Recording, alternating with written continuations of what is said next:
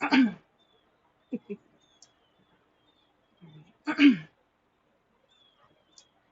welcome. Good afternoon. My name is Lynn Hesley, and I am a severe traumatic brain injury survivor. My injury happened July 3rd, 2020, at the beach here in the beautiful Fort Lauderdale, Florida area. I was at the beach at a resort with my friends from Orlando. We were going to check out the fireworks and see everything right on the beach in Fort Lauderdale. And in the year 2020, on July 3rd, I'd gone out for a smoke, out for a walk, out for to check out what was happening on the streets on July 3rd. And as I was walking back to the hotel and crossing the street, that's when I got run over by a Ford Mustang right on A1A. And the Ford Mustang left the accident. And of course, if you remember, 5 years ago, 2020, in the summertime, that was sort of the peak of the COVID-19 pandemic. And man, my family really felt it because they could not get in to see me because of the COVID-19 thing. So I've read that traumatic brain injuries aren't just individual injuries, they're family injuries. And that is definitely true because even though it was me that had the accident, it really affected my whole family. And that's really what I'd like to talk to you about today. Whether you yourself are a survivor or a caregiver for a family member, I wanted to talk to you about my understanding and acceptance of being a traumatic brain injury survivor and what that means for me now as an American citizen, as a woman, as an educated taxpayer, all the different things um, that have changed in my life being a TBI survivor. I think one of the biggest transitions I remember going through is knowing and understanding and accepting that after I went from an employed professional HR assistant for a pretty big business support agency here in the Fort Lauderdale area, my disability got so significant, the injuries that you sustain in a TBI, that I had to resign from my job because I could no longer perform because of my mental disabilities after surviving a traumatic brain injury. So the biggest part of this chapter in my life is about how do I fill my day if I don't work. And that's been a challenge. That's been a challenge. I've done a couple of different things. I've tried walking 10,000 steps every single day just to give me something to do, a goal to work towards every single day, and that's been effective. It's been really helpful and it's made me feel much better and stronger in my body. I've also really taken to meditation. Meditation is a really, really helpful and beneficial tool for TBI survivors because even when you do it badly, you're still going to benefit from it. Meditation is so helpful. It just really sort of reorganizes how you process stress and how you deal with stress. So I'm really grateful for meditation because it's really helped me adjust to being a TBI survivor who is not working. Oh, and I'd also like to mention that I'm not working. I have not worked since October of 2023.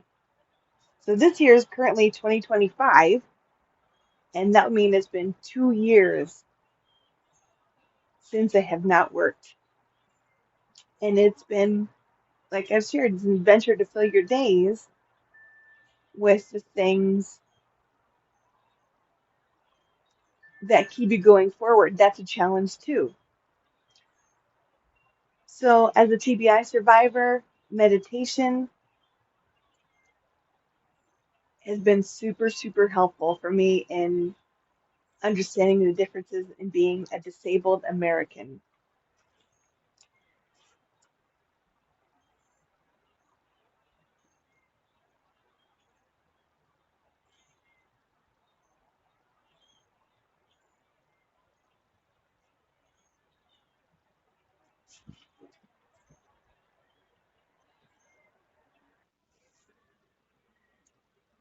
Hello again.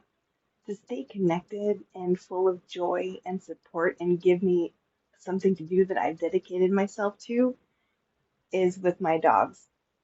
I have 3 dogs, and they really give me so much of a purpose. They give me so much joy, and they keep me company. They're super.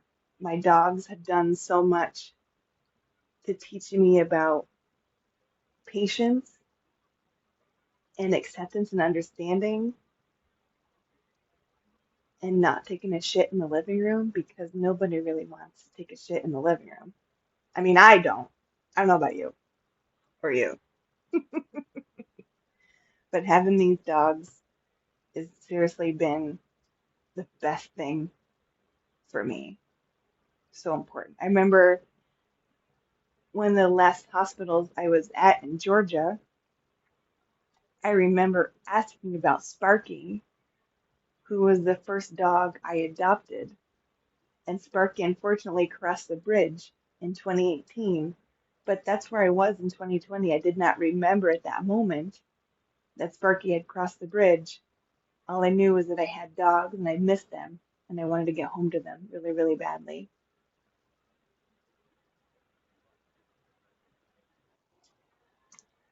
So while it is a process to accept and understand that after your TBI you may be mentally disabled, like I am, but you also may be more physically disabled, which I also am. One of the other injuries in my accident involved running over my skull because I was hit by a car, and the skull happened to break my eye socket bone, and it really damaged my right eye nerve, so I can't see well out of my right eye. And also, the damage to my right side also damaged a lot of nerves on the right side of my face. So the right side of my face doesn't express the same smile as the left side of my face. Or yeah, the right side doesn't express my smile the way the left side of my face does. So if you want to meet somebody, I could have walked around like this everywhere. So that's another thing to adjust to is if you have, after your TBI, if you have any physical disabilities, and obviously my right eye getting so damaged, the nerve getting so injured means that I can't see very well in my right eye, which means I can't drive anymore. And that has been a big adjustment for me. I'm a pretty independent person, and adjusting to understanding that I need to plan things as a TBI survivor, planning a lot of things is also not a strong suit for me. But I know that if I need to go somewhere that I can't take the bus to it, or if I do need to take the bus to it, I still need to plan how I'm going to get there and how I'm going to get home. So I need to look ahead to see how far it's the walk from the bus stop to wherever I'm going and vice versa to get home. So that's an adjustment for me too. So my family has dealt with that. They have dealt with me adjusting to my physical and my mental disabilities. And then another thing that I think needs better understanding in our social world is that severe traumatic brain injuries take years for the patient to recover. The way that I think and process things today is certainly not the same as I was in 2021 or 2022, much like as I was a 39-year-old woman, I did not really remember what things were like in the first 2 or 3 or 4 years of my life. And I think that is the biggest thing in my experience as a TBI survivor is that when you survive a brain injury, you're basically reborn. Your body is starting all over again.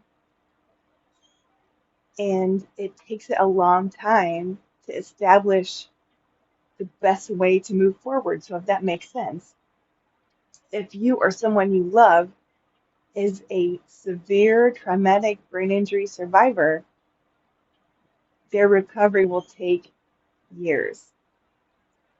And I'm not the same person that I was today on November 23rd, 2025, that I was on January 1st, 2022. I'm not the same person. The healing process from a traumatic brain injury takes months to years.